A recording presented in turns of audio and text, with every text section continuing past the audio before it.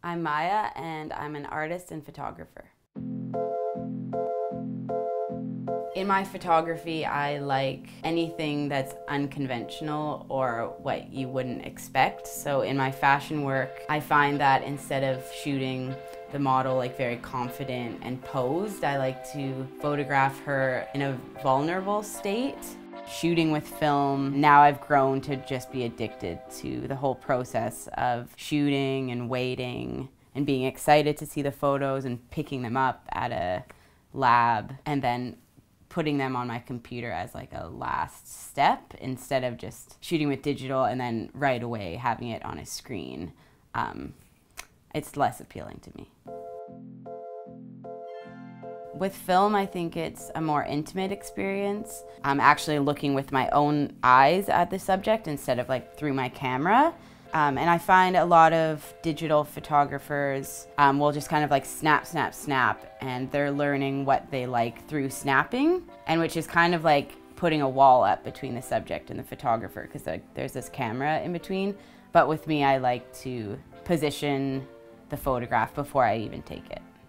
I was kind of playing with the idea that film photography can't really withstand the digital age. Like when I take a film photograph and crop it really tightly and stretch it out, it becomes like very grainy. This piece is called Buckwheat Breakup. A pile of buckwheat that my friend bought after a really intense breakup, and she was trying to kind of take control over her own life. I just thought it looked beautiful just sitting there, and it's kind of symbolic. I took it and I cropped it. Our brains are kind of being conditioned to see photos in a much more like cropped square format because we're so addicted to Instagram and the internet right now. So you can see that it just like becomes very like distorted after I crop it and zoom in.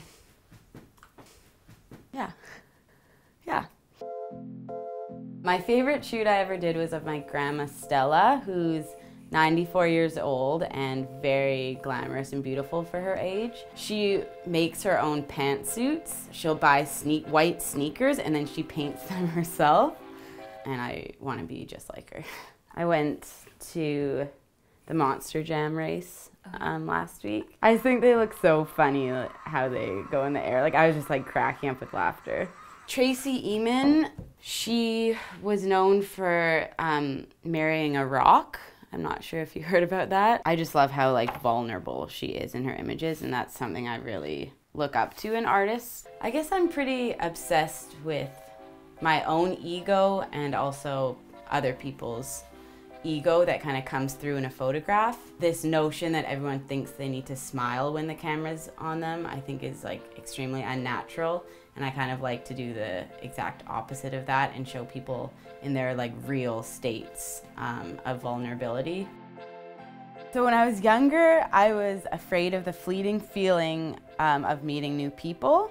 So I'd get really stressed out of moments just like passing me by. So I started photographing them as a way to kind of keep them in my life forever. Like it was a very like sentimental experience for me.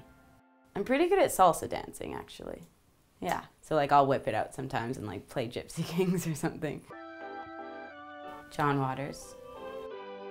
Like sex and like anything that's like raunchy and dirty. I have these boobs here that I like the texture of a lot. So lately I'm really drawn to found objects that coincide awkwardly together. Like a peach plant I found in Chinatown. I'll put it in some weird plastic bag that I think the textures like look interesting together.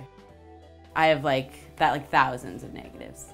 They are proof that I've lived the last 15 years of the life I've lived, and they're very sentimental to me.